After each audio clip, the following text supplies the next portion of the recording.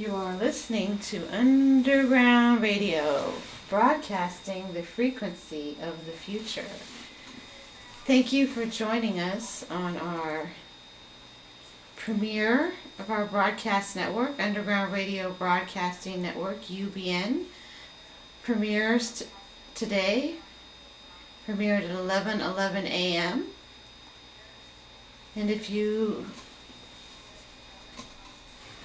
missed any of our earlier programming this morning and this afternoon, you can check back with us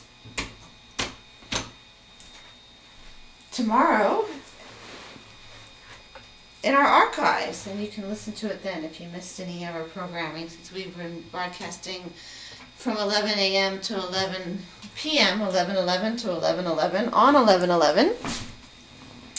It's been a very special day. We started the day with Carol McKella, and she's going to be a broadcaster here on Underground Radio Broadcast Network. And she's Power Up with Carol McKella, the Desert Mermaid. And then following Carol this morning, we had Lila Galindo with AHA Coaching. And Lila will be bringing us a weekly program where you can call in and take advantage of her grounded energy and grounding you into your purpose and finding and helping you through your transition and finding your aha moment.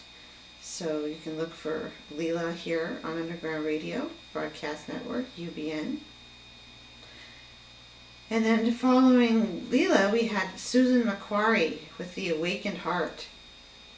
Susan will be joining us once a month, and her next show, or official show, will be on 12/12.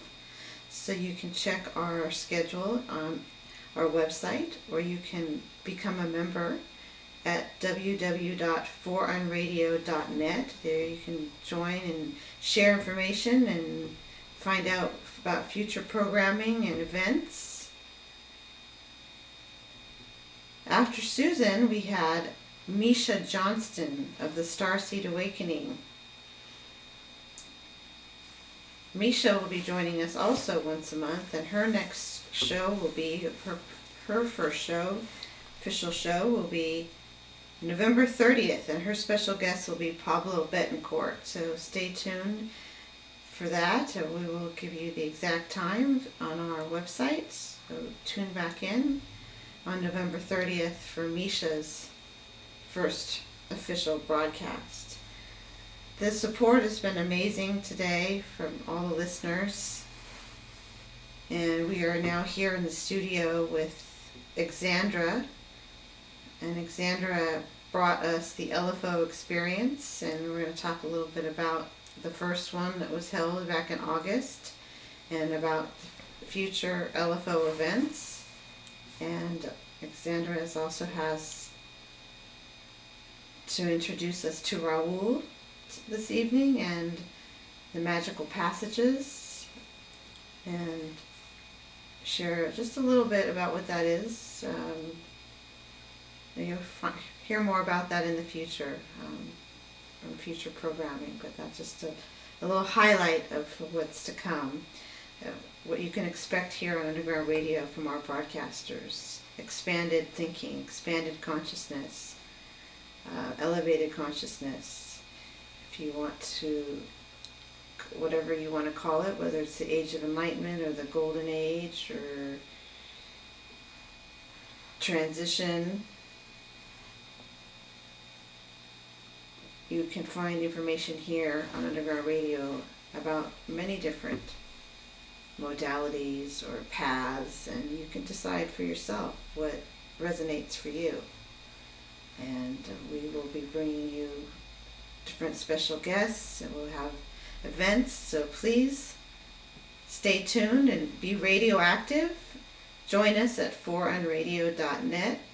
You can find us on Facebook at facebook.com/forunradio, or follow us on Twitter at unradio. So appreciate your support and look forward to getting to know you through our networking options that we have. So without further ado, I'm going to introduce Alexandra, who's going to tell us her vision for LFO and how it came to her, and which led us to meet and bring the LFO experience to all of you. Okay, well, thank you, Michelle, for having me today.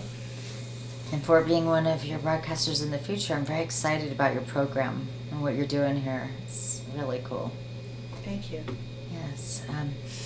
Well, the LFO was, as I was going through my own personal, what I would call ego death, I felt like I was just being torn apart, in my search. And I don't know if anyone's ever felt that lost. And when you let go and surrender to, your truth, or knowing what you're supposed to do, is when I came to understand that I was supposed to do the LFO experience. And through a lot of meditation and prayer, I had a dream about this, doing these kinds of things, and it came to me. I was going to be doing it.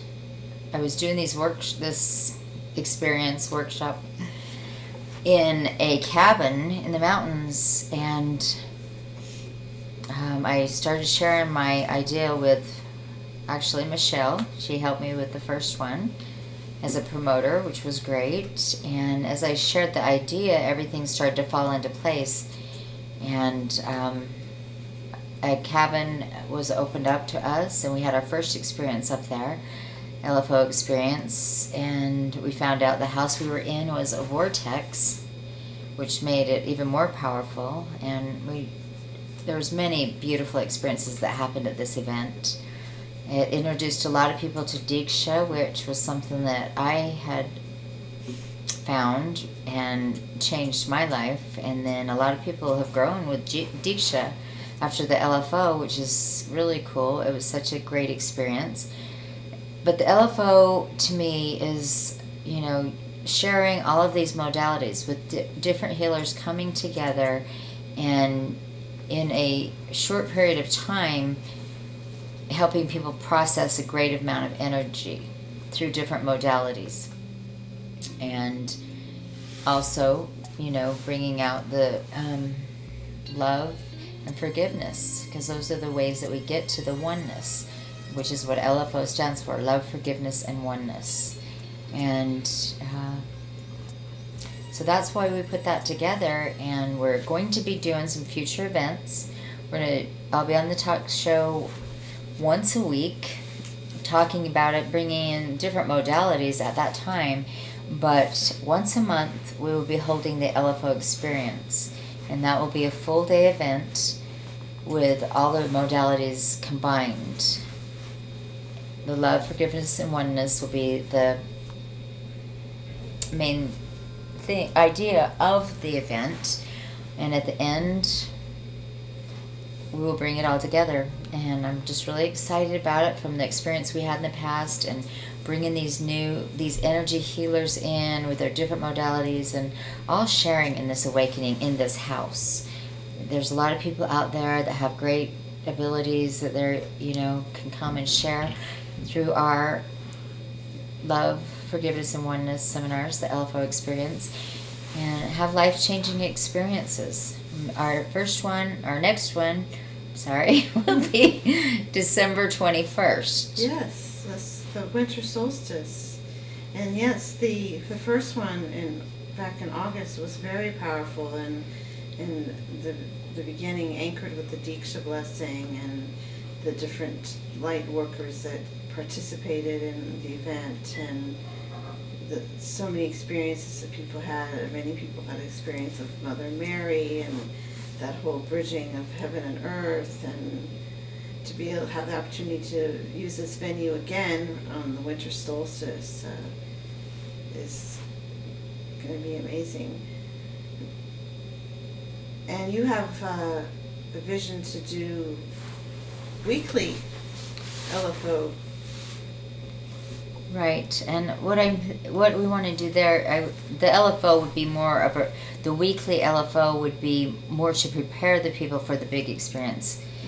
On that we do the full day experience, because you got to take it a little bit slowly at first, learn some techniques, because a full day of that can be overwhelming. It can create great change, but I think it's powerful to if you haven't done energy work or at all, if you start gradually, because when you have the full day, it's going to really be life-changing. So we want to maybe put that out there and try and help people that way, and really excited about it. Yes, I am too. And so this one's going to be a full day event as well as like the first time, correct? And you have some. Can you tell us a little bit about what we might expect from as far as the presenters? Or right now there's some interesting presenters that I'm hoping to have work with me. Yes. Some rapid eye therapist. I think that might be an interesting thing to put out there. Yes. Because a lot of people aren't familiar with that. My experience with rapid eye was life-changing, and I know how if we can do something like this for people, it changes their life. They learn how to release this energy that has blocked them, and that's something that I'd like to help get out there more. It helps people with PTSD. It just helps in different ways. Every modality has a specialty, and this is one that I think needs more. People need to learn more about. That's something I'd like to do. Right. And then that's a new one. And then I want to bring in Raul, who's going to be coming in a minute on this, and talk about the magical passes. Yes, because the magical passes are, every one of these modalities that we're trying to bring in is affected me personally in a big life-changing way. Yes. I think it can maybe, help other people do the same thing, and that I want to put them all together and share that, Well, here at Underground Radio, we broadcast the frequency of the future, and obviously this healing and these light workers are dealing with the vibration and changing the frequency that we resonate at, and where we can manifest things more quickly, and we can heal ourselves, and we can do these things. And at the LFO, it shows us and guides us to finding that oneness and that forgiveness, and most importantly, the love. So. Right, and I think, all these things are so important. And, I personally had my heart, opened wide with grief, the heaven and earth thing that we're going to be bringing in too. Yes. And I just want to bring in a little bit about that. When I lost my daughter, that's the first time that my heart opened wide, I should say. And I started, learning many of these modalities for healing. Did you want to share something with us from your book about your daughter that you...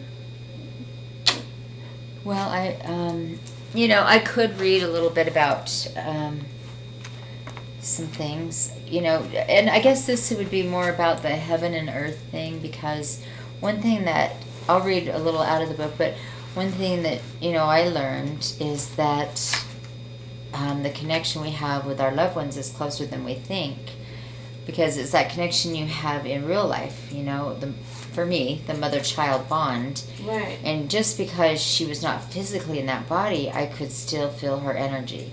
And the bond was just as strong, And that's how I, wrote this book, Angel in Disguise, was through that bond, because it opened that channeling gift for me. I could talk to her and communicate and get some great messages. And I guess I could read right here to you one of the messages that she gave me. I would love for you to share that with us. Okay. And this is coming from her. Mm-hmm. My sudden death made this more difficult for you because you didn't have time to prepare for my departure. Preparing has been something you've had to do since my death. The best way to explain this is to tell you about the level of energy that connects us. Being part of each other as mother and child creates a physical and emotional bond. The bond is something that can be seen in the aura or energy field of the spirit. Bond of energy that connects us is much stronger than the way we are connected physically. The ties that bind us together are fundamentally bonds of energy. All emotions and feelings are connected here.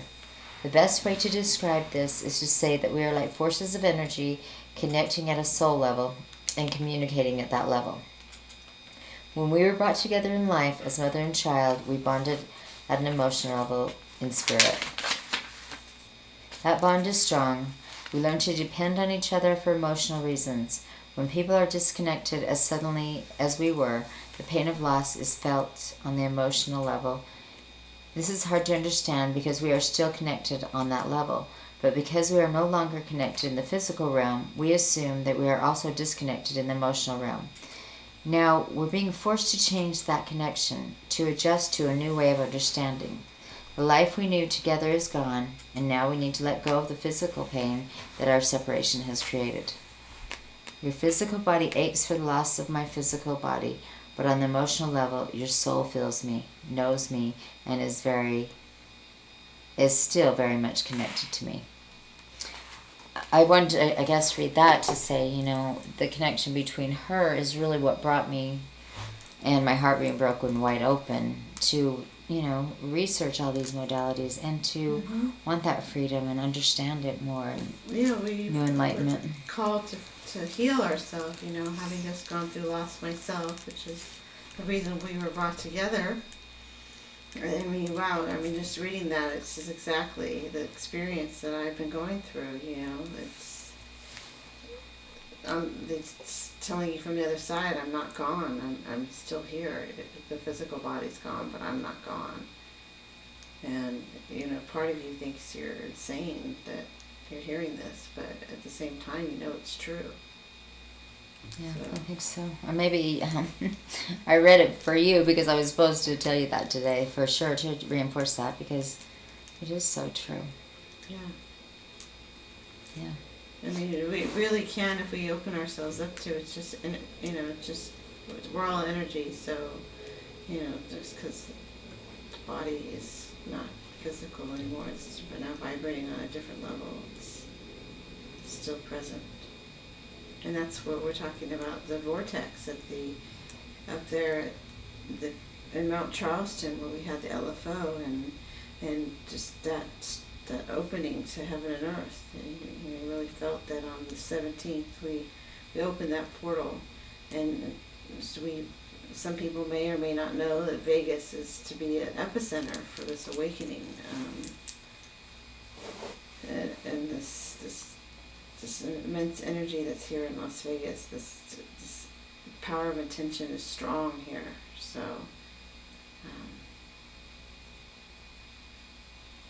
most people think, what? Enlightenment in Las Vegas? But,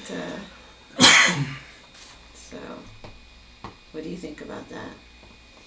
Well, I think it's true. I think it's like so many people who are light workers that I have met have just been kind of put here. They weren't, necessarily, that's where I want to live, because they're light workers, and they always thought, well, that's not a good place for a light worker to live, basically. But most light workers that I know have been somehow put here. And so I do believe what you're saying is very true. And the experience we had up there with the LFO was such a proof to me, the power behind it. And because we were in that energy vortex, but also all the light workers that came together to help with this shift of consciousness. Yeah, we had a really nice 40 people there whose energy was supporting this initiation. Yeah, we were really blessed, and I look forward to events in the future doing the same thing, and I think we will have it. I'm really excited about it. Yes. Yeah. So why don't you introduce Raul and tell us a little bit about his knowledge and... Okay. Well, I'd like to welcome you, Raul, to the show. And thank you very much. Yes. And you want to tell a little bit about what you have studied and what you can tell us how this comes in with the uplifted consciousness. Well, what I have been doing, but by no means I am not anybody that's special, or that I'm going to be wearing like a gown or acting in kind of like a weird way or anything like that. I am your everyday normal person, and I can talk to you just like we are talking here, conversing about very interesting things. What I have done is that I have studied Carlos Castañeda's books, and I've been studying them. I say study because this is not reading anymore. I just keep reading them over and over and over for about 30 years, I think, now. Because I find this so interesting, that there is a type of knowledge out there that it is so magnificent, so awesome, that it can actually change the way that we perceive the world. It brings you out like into a whole different realm, a whole new different world. And what this, I think, is about is the redeploying of the energy that is within your own energetic body, which is, the counterpart of your biological body. What happens, I think, is that throughout life, through the rigors of life, through everything that we go through, our energy sort of leaves the vital points in the energetic sphere that we are. So what this magical passes are about is redeploying your energy that is within you, bringing it out, so to speak, from the contours of the inside of your energetic body, which is, it goes to the outside of your energetic body inside, and it kind of stagnates there. So what these magical passes do is that they are strange exercises that hit certain points within your energetic body and loosens up that energy. So it's a physical process, correct? It is a physical process. Yes. The exercises are, but there is an abstract side to this whole thing, which is we are talking about an energetic body that we all possess. Yes. It's very very very interesting, and there is a lot of facets to this knowledge. I mean, we could be here speaking forever about this thing, going from one thing to another to another to another. Yes. So I think that it would be very interesting, to do this, and I'm kind of looking forward now to kind of being part of this show, and possibly, if, as we were talking before, in the future, talking about this type of knowledge. Well, yeah, I'm excited for what you have proposed, and I want to see that manifest into reality, and share the magical passages. And I mean, Leela, who was on earlier today, she also is speaks about the energy in a very physical way, and really grounding into your body and using your body and tapping into your body's power to create and raise your consciousness. We're so, many people are so, chasing this thing, that thing, and being in their head and thinking all metaphysical and all this, and forget to ground in themselves, and forget the power of their body. So that's a similar. It's kind of like our attention is totally engaged in our everyday endeavors, Yes. like our whole energy that the very little that we have so far, is depending on how young or how old you are, you could have a lot of energy, but at an older age, it is you have depleted, kind of, so to speak, yourself from that energy. So what little that we have at that time is already engaged into our everyday routines, which is absolutely necessary that that we bring the energy that we have, we haven't have that, we don't have that energy that goes through your vital points, which makes you look, feel good, Yes. who makes you feel young, you know, which gives you the ability to sort of opens a space, you know, of things that are there that coexist within us, but we don't really notice. Mm-hmm.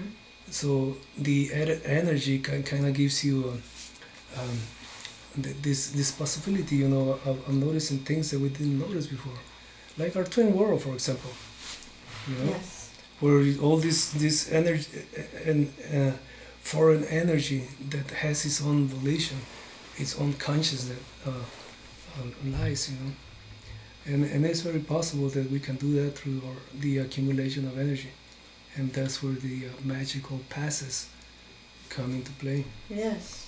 Well, can I ask you too? Okay, my understanding is with the older you get, not doing these exercises, your energy falls to your feet.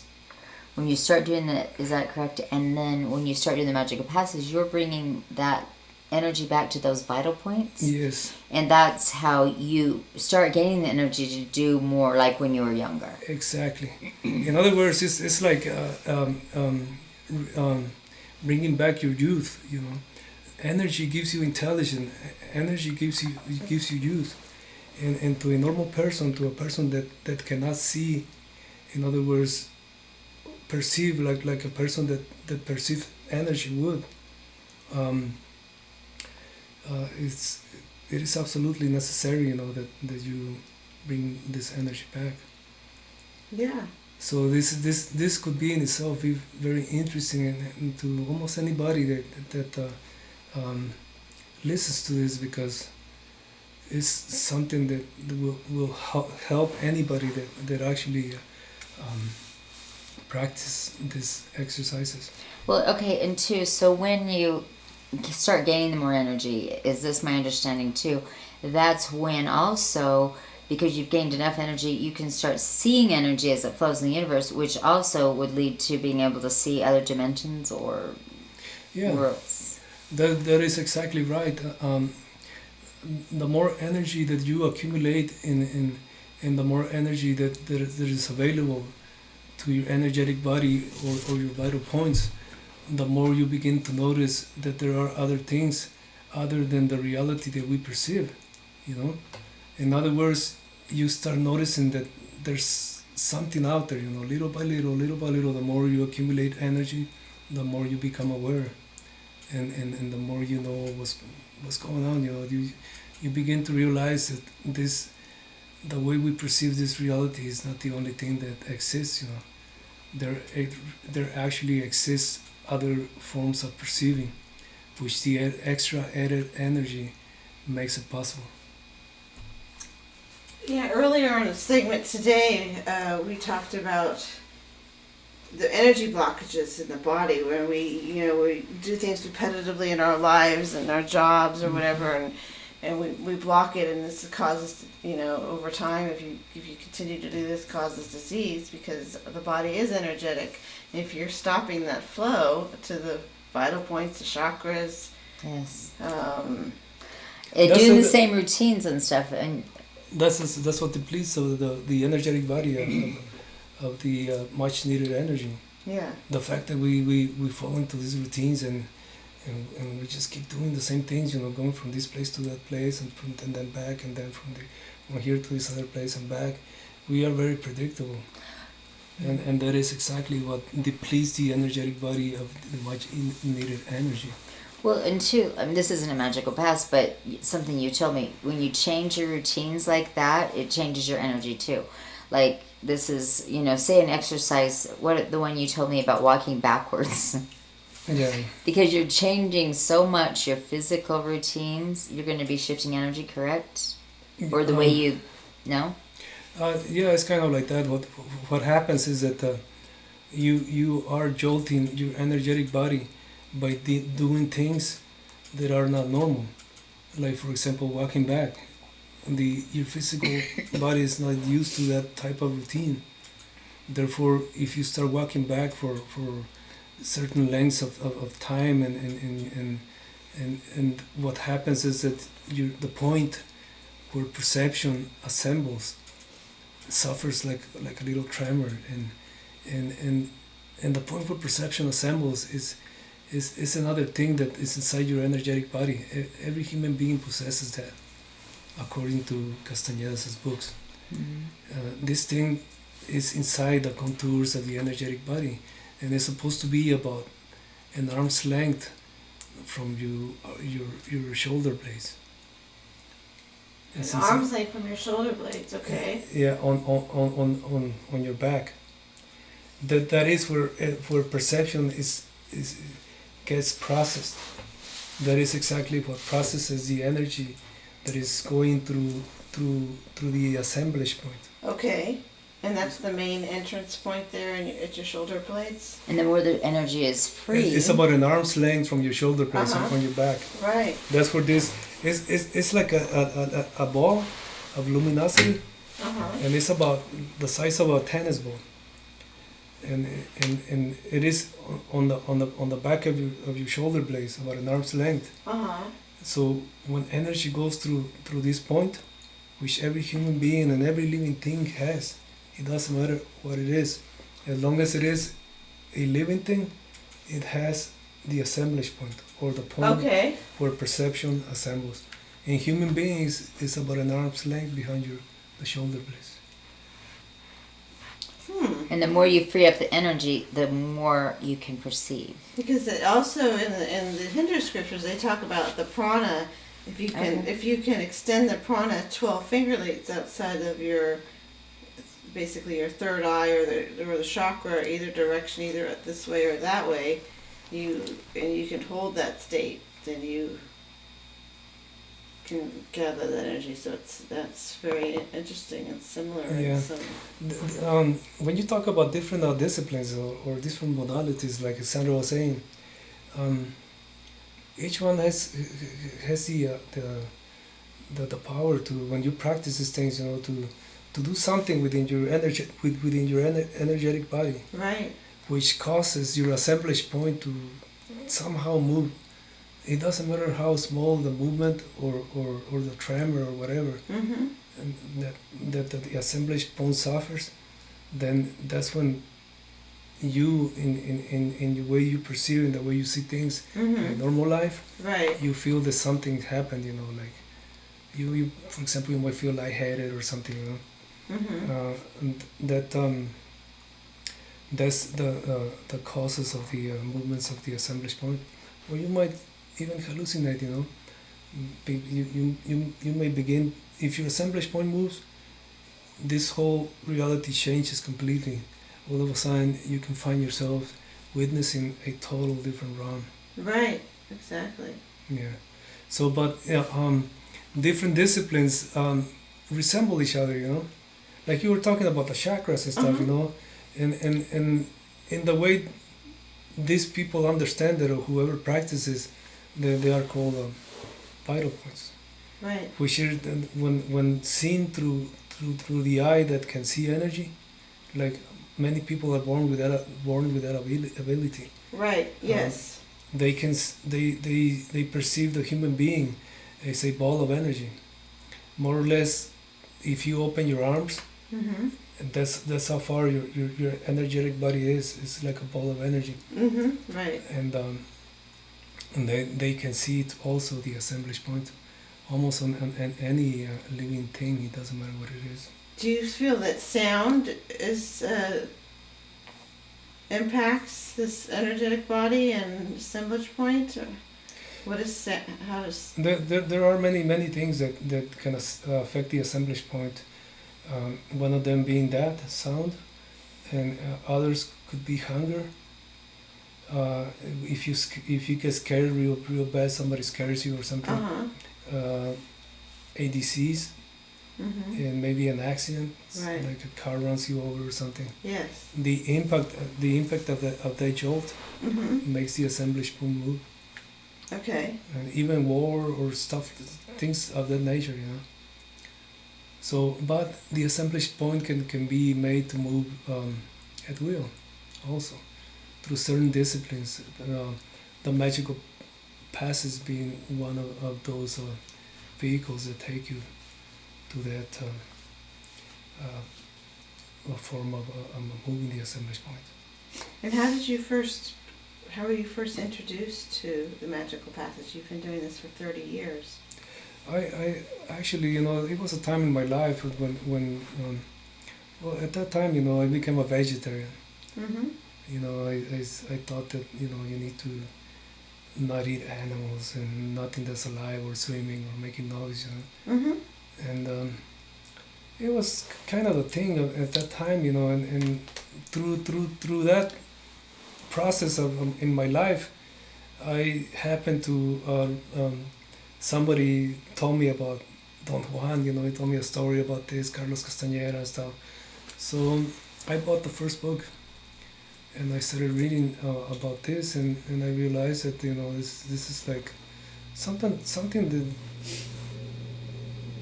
it's unbelievable. I mean, when you start getting into this knowledge, you realize that you don't know nothing about yourself. What consumes everything that you know and everything that you do, because what you do is you use reasoning as the only avenue for understanding. Right. I was introduced to the art of dreaming and Carlos Castaneda and Don Juan, and I was really intrigued, and it's just wonderful for you to bring this back to me, because I remember how I had come into my path, and I don't even think I finished reading the second book, and so to be able to have the opportunity to learn this again is it's very interesting, isn't it? I mean, well,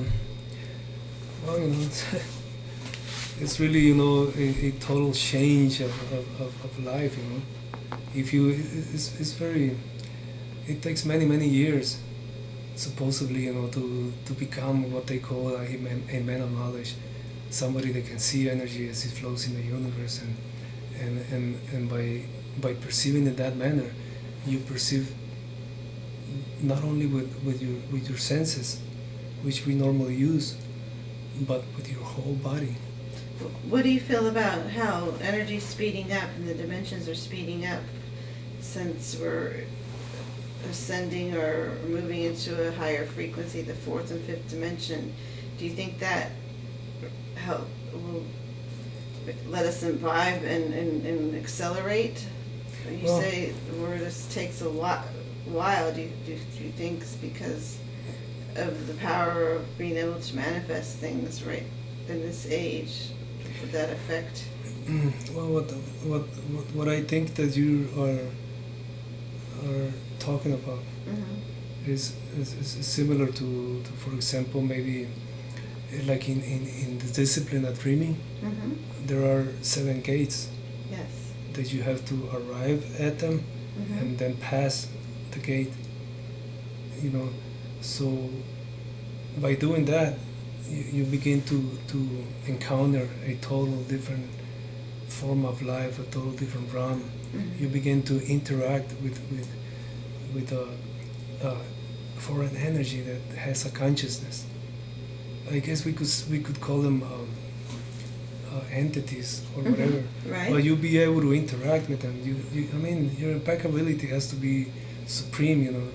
You have to have gone through a very difficult study. A very difficult discipline. But it can happen. I think what she was saying, though, if I understand this right, is because time, it has speeded up.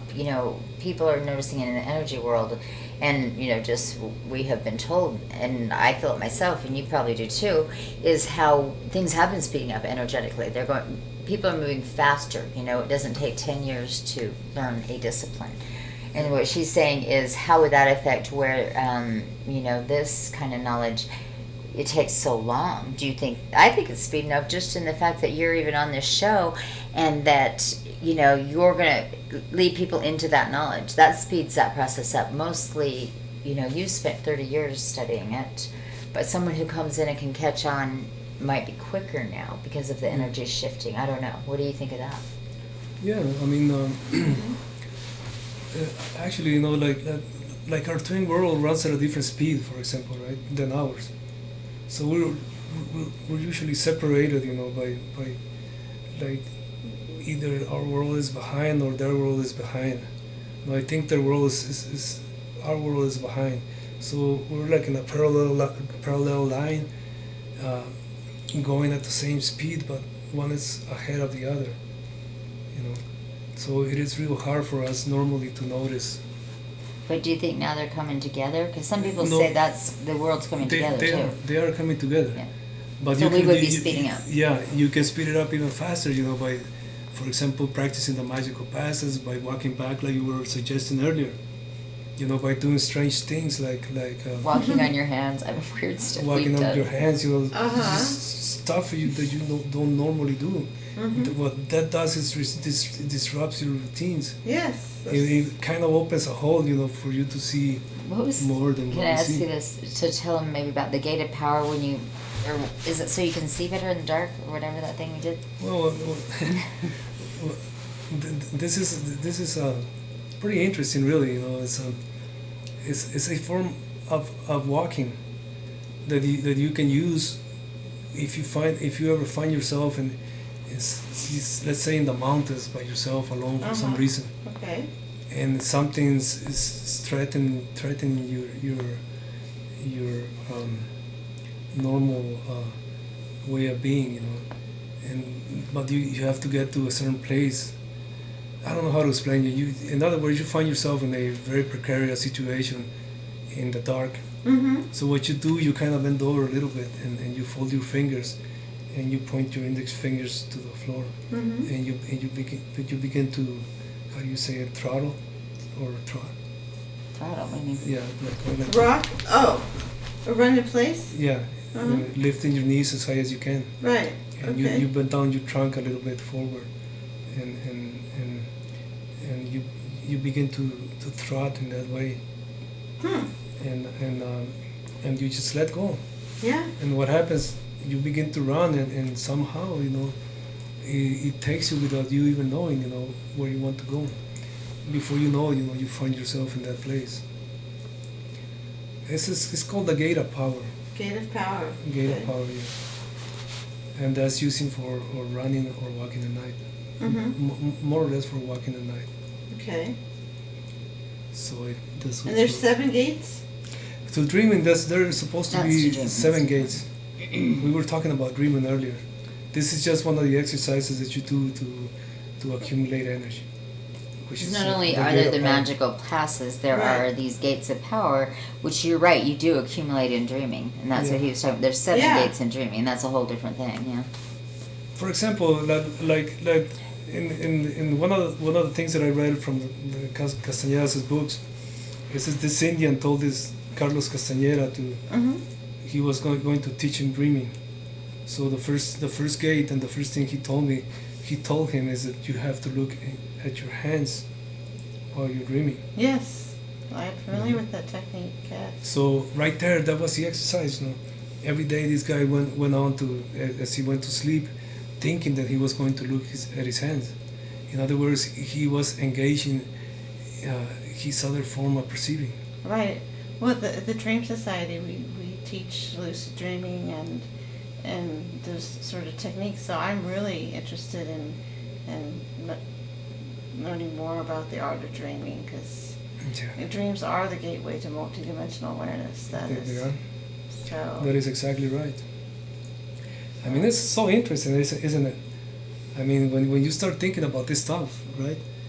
You start thinking about this stuff, and it brings about, you know, such possibilities, you know. Right. I mean, there's many people that believe this is a dream that we're in now, and when we go to sleep, which supposedly is a dream state, is actually our reality. So- Yeah, and it really is, because if you think about in terms of the assemblage point, the point where perception assembles, what happens when you go to sleep at night is that the assemblage point moves a little bit to the left by itself, Mm-hmm. and that's why we dream. Right. That's why we see these nonsensical things that have no beginning or no end. Right. You know, you have no control over your dreams. Therefore, they become what we call dreams, just normal dreams. that through the ages we've been trying to interpret our dreams. Right. It's we kind of through our reasoning build this sort of a form of seeing things. Right. I'm more interested in creating my dream than interpreting it. I'd rather be participating in changing it and being in it. That's lucid dreaming. Yeah. And that's well, that's what the gates of dreaming are for. Right. You practice these things, and you become efficient, in the second attention. Right. And you really, it opens up a whole universe for you. Yeah. A whole new things of exploring, form of exploration, rather. So one great thing is we can look forward to this kind of knowledge in the future, right? Yes, That's this is the sort of knowledge that'll be available here on Underground Radio. We'll keep you informed of future programming with Raul and Alexandra and the LFO and the Art of Dreaming and the Magical Passages, and I'm very much looking forward to having them participate here on the network and share with us their insights and knowledge in this arena of the point of assemblage and the vital points and learning these 7 gates, the 7 dream gates. All I can say is that this is going to be very interesting, and hopefully, we can get some feedback, from people too. If by no means, we are going to say that we know exactly what we're talking about. I'm sure there are people out there that also have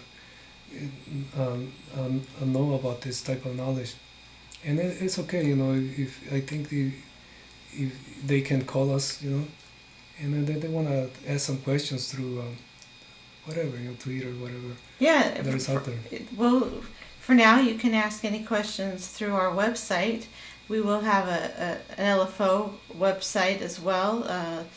When the LFO Experience broadcasts its original airings, that'll be a weekly broadcast for the LFO Experience, where you can be brought these different healing modalities, light workers, to give us the experience of love, forgiveness, and oneness, and expose us to the dreams and the power of our dreams, which, as I said, I truly believe dreams are the gateway to multidimensional awareness, and the portal and the vortex and heaven and earth and the veil and energetic bodies.